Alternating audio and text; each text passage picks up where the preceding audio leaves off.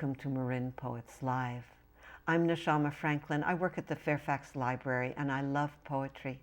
After this program airs on TV, it will appear on the Marin Free Library website as part of a digital archive which also features biographies of the poets and links to our collections. Today we are featuring poet Cathryn Shea. Welcome, Cathy.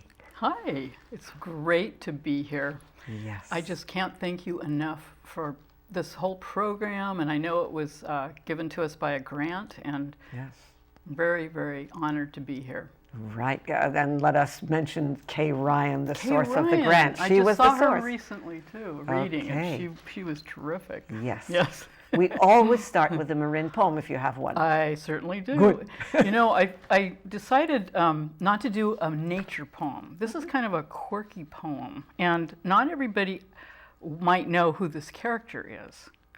And I love movies, and you know, Marin, we have so many things going on here with our natural setting, and we also have the celebrities. Yeah. Sterling Hayden appears at an office on East Blythedale. He wanders in off the sidewalk, an enviable lostness, celebrity air I can't pinpoint.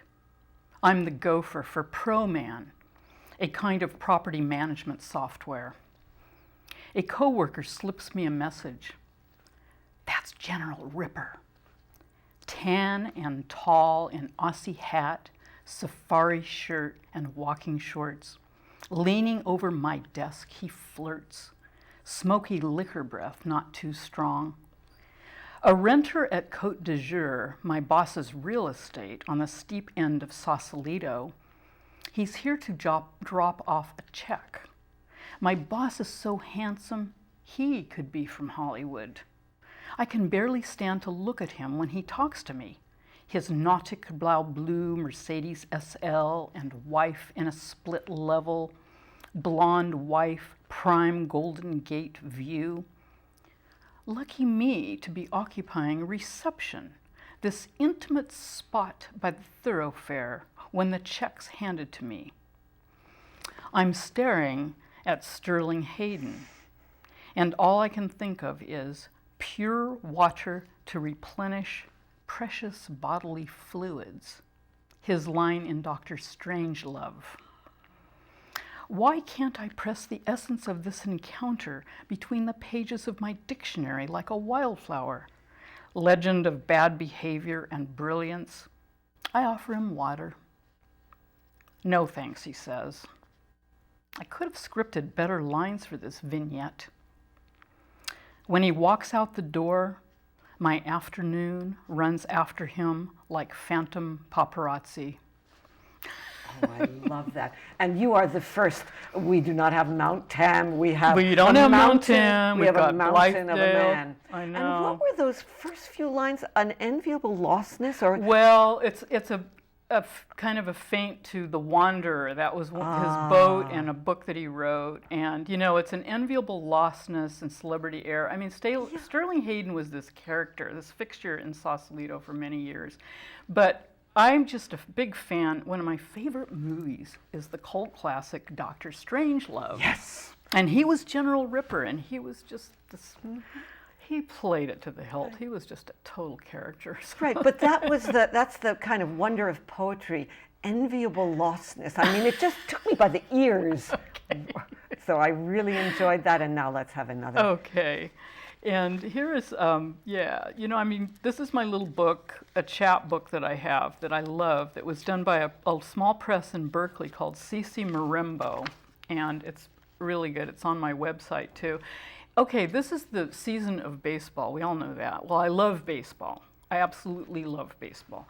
So there's a little bit in here that at the end that you'll see. Call of the Wild.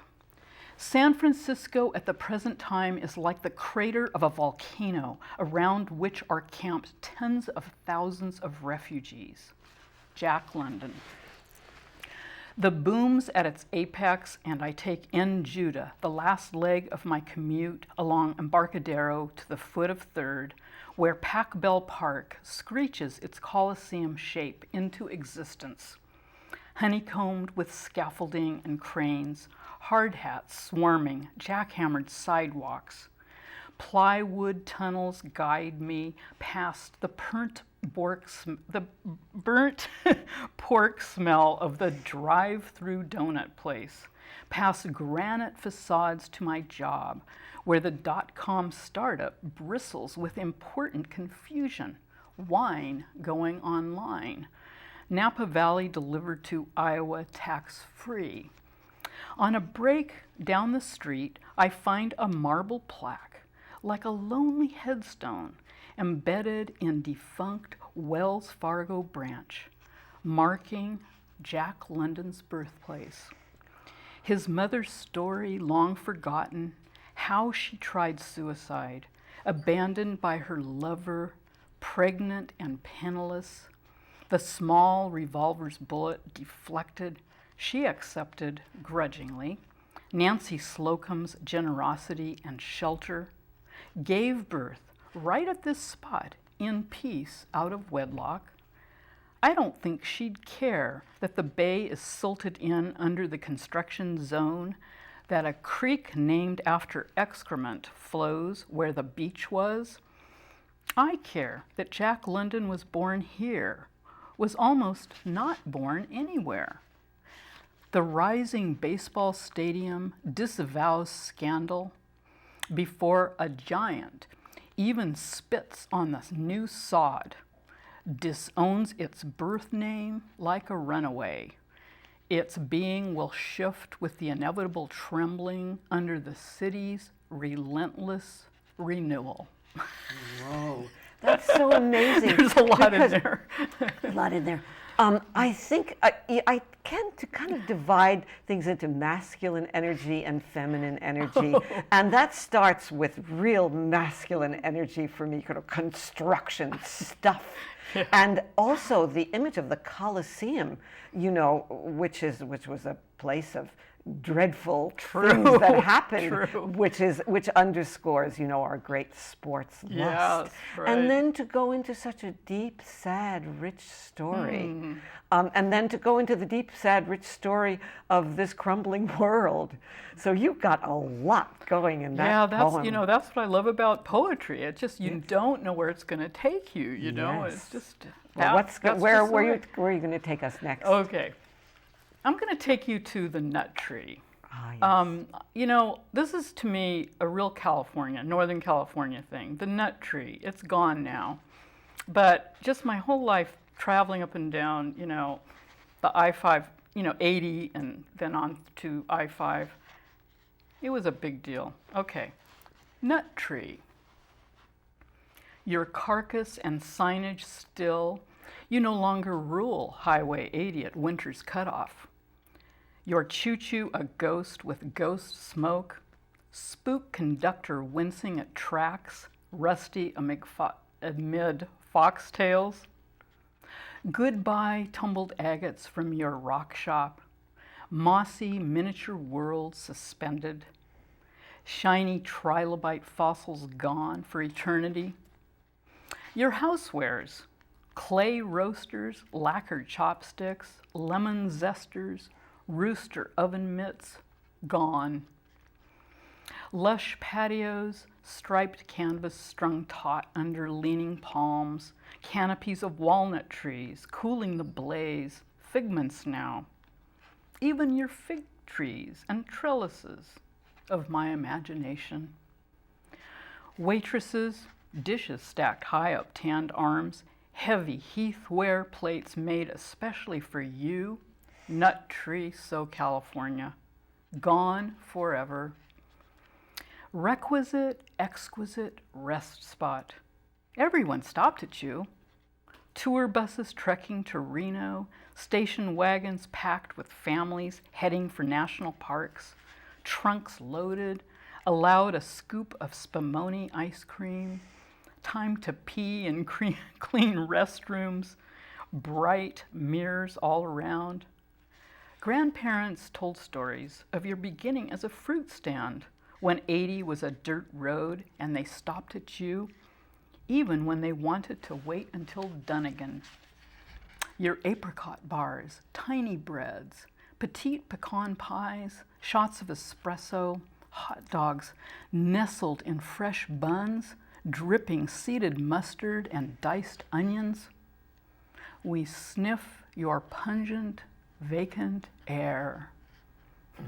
You have so much fun with the ordinary stuff of life. This is a very joyous elegy. I would say. I know Yes. that's kind of my hallmark, I would say. Yes. Let's see what else I can come up with here. This, I have a lot, obviously, and a friend of mine was saying, yes, it's like the curiosity shop of your mind. And that's the way poetry is for a lot of people. It really is for poets that write this. It goes all over.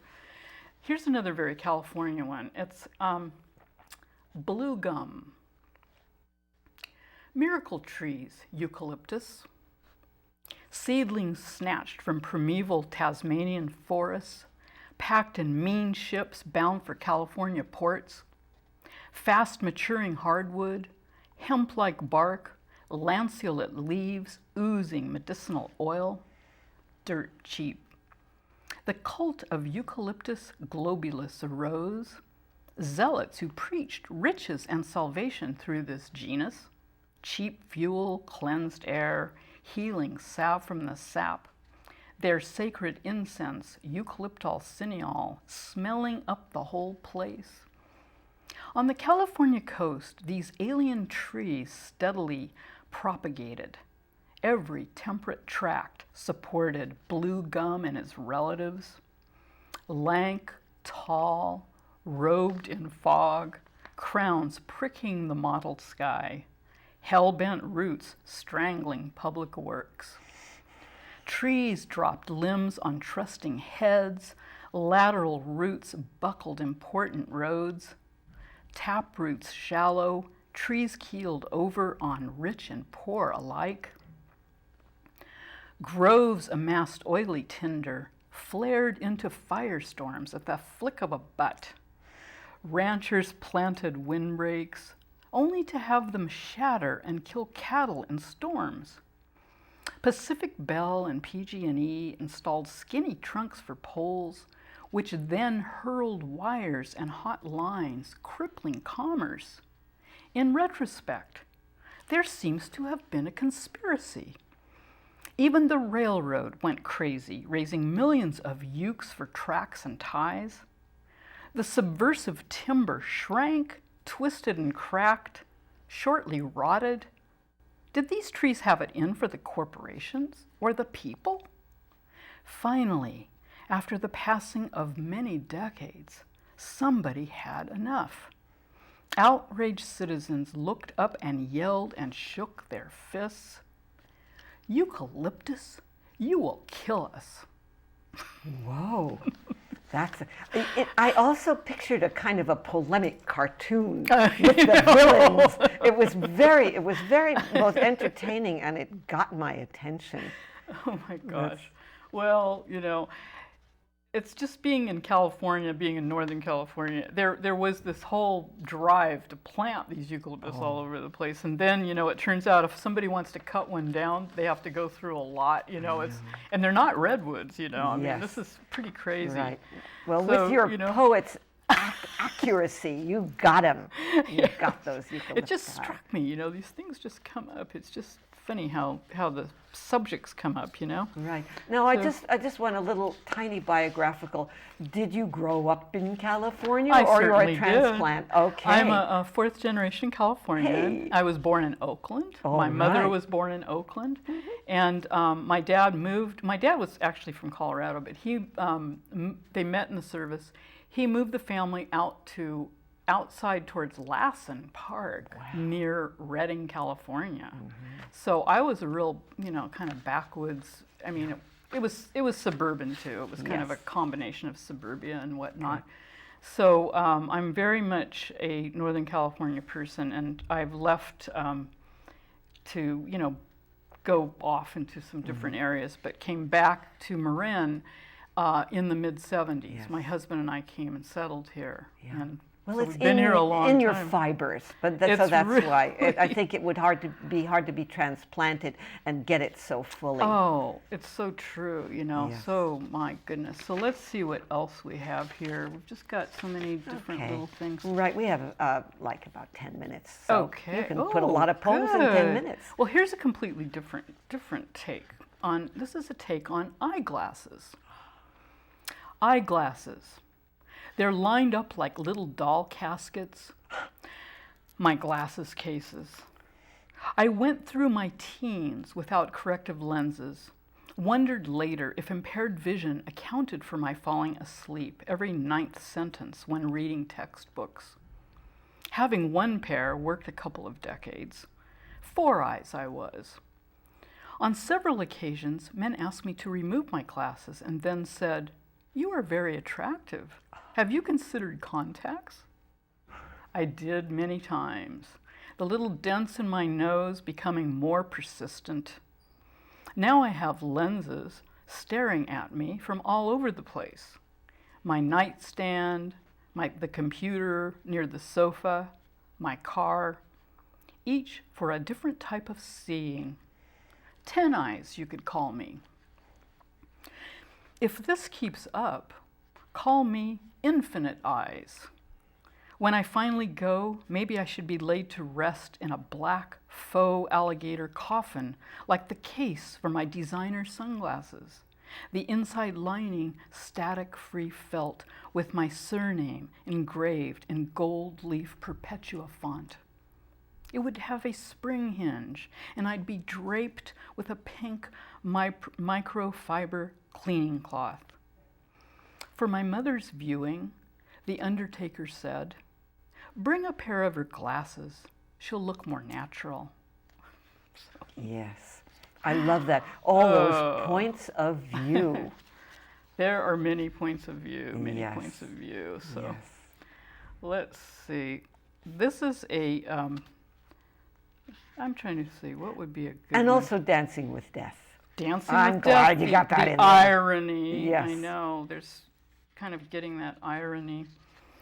Well, this one is another real California one. It's a little bit more, sinister, macabre type thing, but I'm just going to read it. I have never read this one aloud.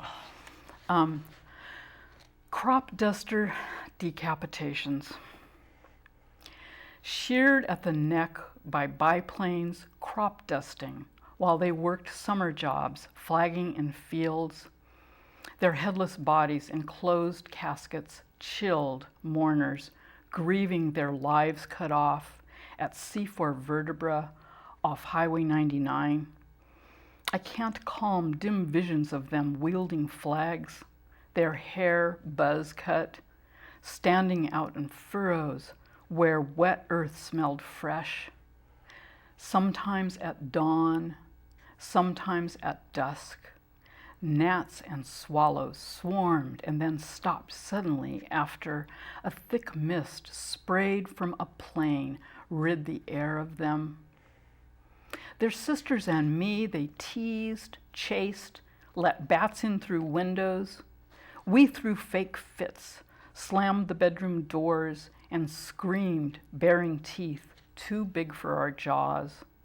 After supper, they drank cheap beer, pale and flat, by the Sacramento River, blew smoke rings that wobbled past each other and us. So It's very touching. And I It's love touching. the buzz cut, which is kind of like you can see just- those boys. You can see those know. boys, but it's kind of like a foreshadowing of the buzz, the head It's true. buzz. It's true. you Right. know. It's so full So- of local color Oh. and of child delight and horror. It's true. Well, this is a little lighter one that it's after this album called Knockeen Fair by a famous uilleann piper, Paddy Keenan, who this is Irish music, and the uilleann pipes, I don't know if you're familiar with them, but they're the elbow pipes, and he is like to die for. He's fabulous. So this was inspired by tunes on his album Knockeen Fair. Earl's Chair. At Jenny's wedding, Earl's widow wore a headdress that resembled a cuckoo's nest. Husbands at this church door, she'd had 4. Earl was the last and best. Tripping up her stairs at dawn, the ones before Earl would cause a drunken uproar. Earl may have smoked a lot, but he was always sober. He shared everything with his wife. He pampered her. She thought she would never have to worry. She was stunned when he didn't leave her more. Out on the ocean, Earl's sons sprinkled his ashes, just like he used to chum the water from his dory. Earl's girls shelled peas in the garden of daisies, where an old copper plate was buried under ivy, near their father's chair, carved into the bedrock that looked like an altar.